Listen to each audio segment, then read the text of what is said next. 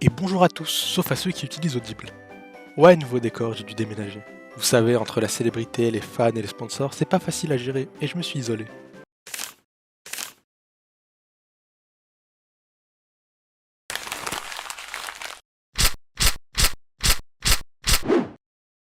Enfin bref. Vous êtes sûrement au courant, même si plus personne regarde la télé, mais il y a de plus en plus de dessins et remakes 3D. Mais pourquoi? Faut quand même se rappeler les bases. La 2D, c'est un plan à deux axes X et Y. Il n'y a pas de notion de profondeur, on connaît tous. Et en 3D, un axe Z se rajoute pour la profondeur, et ça laisse plus de possibilités. On connaît bien aussi. D'ailleurs, petite anecdote, un film en une dimension existe. Il s'appelle La Ligne Magique. Je vous laisse aller regarder. Pour la suite, je vais prendre Gulli comme exemple. C'est bon, c'est good, c'est Gulli Good. On n'est pas là pour ça. J'ai donc décidé de lister les dessins animés diffusés en 2020 et en 2010 pour faire un petit comparatif de 10 ans. Bon, pour 2020, il y a juste à regarder Wikipédia ou le site de Gulli, mais pour 2010, il n'y a pas 36 solutions. Il reste le programme TV, mais bon, c'est différent chaque jour entre Gulli Good tous les jours sauf le week-end, Code Aventure le mercredi et le dimanche, ou encore Boing les jours pairs une semaine sur deux, j'ai vite abandonné l'idée. C'est donc après une recherche de 5 secondes que je suis tombé sur ça. Le CSA?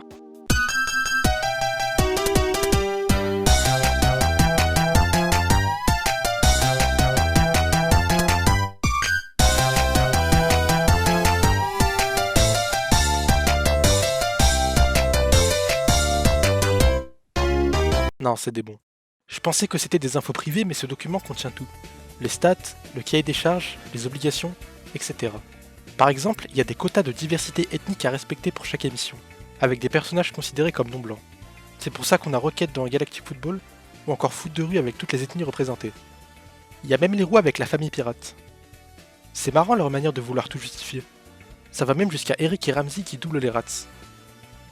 Je vais pas en parler plus, ce sujet mérite une vidéo, mais juste vanter les mérites de Kobushi comme étant une découverte de la société et de la culture japonaise, alors que, petit rappel de ce qu'est Kobushi.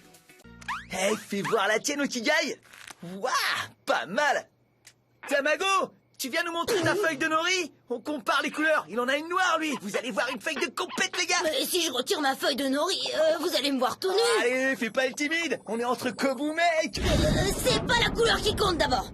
Kitanai, Kitanai. C'est quand même une belle blague. On retrouve donc dans ce document un emploi du temps. C'est parfait. Il y a juste à enlever les séries, trier les doublons, et ça nous donne pour 2010 un total de 30 dessins animés, avec seulement 2 en 3D, soit 6,7%.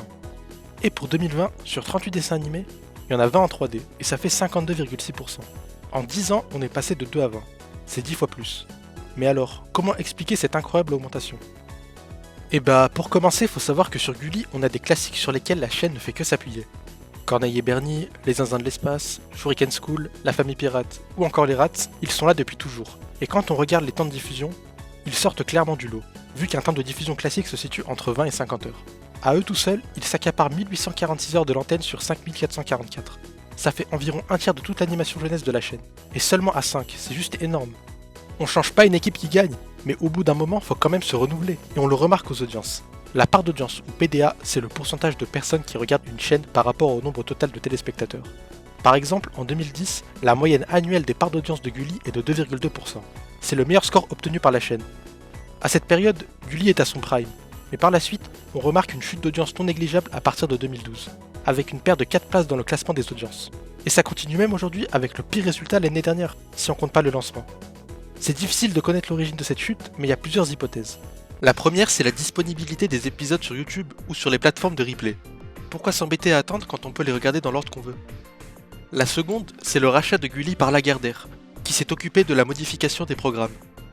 Mais pour moi, la plus plausible, c'est l'arrivée de Netflix, qui commence à se faire connaître en 2014 en proposant beaucoup de programmes en peu de temps. Et pour le contrer, la même stratégie est adoptée, et c'est pour ça qu'il y avait beaucoup de dessins animés différents à cette époque. Personnellement, c'est vers 2013 que j'ai arrêté de regarder. Il n'y avait plus rien d'intéressant, on voyait clairement que la chaîne faisait des tests en diffusant un peu tout et n'importe quoi. Et je vous ai fait un top 5 des pires dessins animés sur lesquels on pouvait tomber. En 5ème place, on a Max Steel, avec 18 heures de diffusion. Ce qui est pas si mal comparé aux autres, mais faut bien commencer doucement. En vrai, j'ai pas vraiment pris le temps de regarder, je sais pas si c'est mauvais, mais ça m'énerve, il a la voix de Tag dans Futur Extreme, donc il mérite sa place. Non, sérieux les gars, on est au 21e siècle. Vous devriez plutôt jouer les brutes sur internet, non? D'accord, j'ai aidé l'opprimé et maintenant c'est moi qui vais prendre. C'est pas vraiment original. Mais qu'est-ce qu'il raconte? Faites-le taire. Bref, si vous êtes un vrai fan, vous pouvez toujours vous acheter la figurine Blackface pour 15€. En quatrième place, on a Scan2Go avec 11 heures de diffusion. C'est juste des courses de voitures pas intéressantes. Il y a des pouvoirs, des spectateurs. En fait, ce dessin, c'est juste une version naze de Beyblade. En même temps, regardez la pub. Ils l'ont tellement bien vendu, ces escrocs. Go, les voitures de course ultra rapides. Scanne tes cartes et prépare ta voiture. Scan 1, Turbo 6, Scan 2, Puissance 12, Go. Scan2Go, lance-toi sur le circuit géant. Maîtrise la vitesse et la puissance sans limite. Scan2Go, rejoins Kasuya pour la plus grande des courses. Alors qu'en vérité, And there it goes. Then it will slow it down again and keep going depending on the number of power and the number of turbo. Now what I like about this, I'm going to shut it. je peux pas en dire trop de mal, il y a une grosse communauté avec un wiki et un règlement. 1. Ne pas dire de mauvaises paroles. 2. Ne pas faire de modifications à son aise. 3. Ne pas faire de pages inutiles. 4. Vous pouvez m'aider à faire ce wiki, mais que des trucs de Scan2Go. 5. Ne pas faire des pages à son aise. Et 6. Bien parler et se respecter. Sachant que la 1 et la 6 sont les mêmes, la 3 et la 5 sont les mêmes aussi, la 2 et la 5 se ressemblent, et la 4 rentre en opposition directe avec la 2, la 3 et la 5. En troisième, c'est Bay Wheels, accompagné de ses 4h40 de diffusion. Le concept est simple, c'est littéralement une roue que tu lances. Mais c'est infect vu qu'elle est incontrôlable. C'est dangereux, et une fois que tu l'as lancée, Wow, this is how you play Bay Wheels. Look at that. bah va la chercher. En deuxième position, on a Invisimals avec 1 heure de diffusion. C'est ridicule, ça fait même pas 5 épisodes. J'ai pas grand chose à dire, juste que fallait la caméra pour jouer au jeu et personne l'avait. Et enfin, le numéro 1, c'est Redakai. Cette pourriture sans nom qui n'a aucun sens. Mais j'en dirai pas plus, ça serait trop méchant. Je sais pas si vous avez remarqué. Mais tous ces dessins ont deux points communs. Le premier, c'est qu'ils sont tous là pour faire vendre un produit. Le scénario, on s'en tape, donc c'est plutôt rapide à faire. Parfait pour Gulli qui cherchait à proposer de la quantité en peu de temps. Surtout que c'est pas cher, vu que le dessin sera normalement rentabilisé avec la vente du produit. Et le deuxième, c'est qu'ils contiennent tous de la 3D, et justement, on va voir pourquoi les privilégier. Si l'animation 3D est autant sollicitée, c'est pas pour rien. Déjà, c'est une avancée technologique. Tout est fait sur un logiciel. On n'a pas forcément besoin de savoir dessiner. La première étape, c'est la création d'un modèle 3D, un personnage. Mais avec aucune connaissance dans le domaine, j'ai quand même voulu tester en reproduisant mon avatar en 3D. Hop, j'installe Blender, je lance un nouveau projet, et après 2 heures de galère à faire n'importe quoi,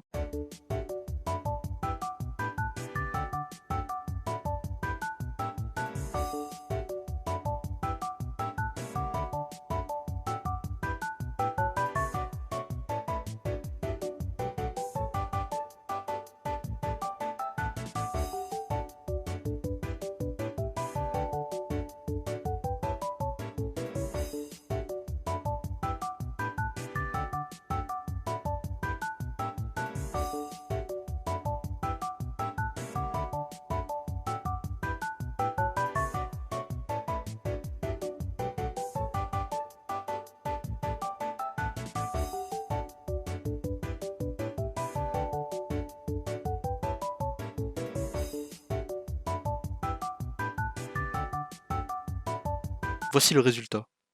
Bon, c'est pas ouf. Tant que c'est reconnaissable, c'est bon. Pas mal finalement. En comparaison avec un modèle 2D, c'est quand même beaucoup plus compliqué à réaliser. Sachant que j'ai pas mis de texture ou d'autres effets. Y a rien de réaliste. Et sur le papier, c'est plus cher.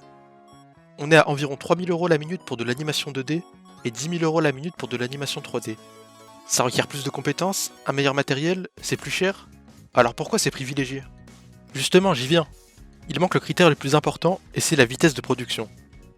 Une fois que le plus dur a été fait, il faut maintenant réaliser des scènes avec des décors, placer les personnages.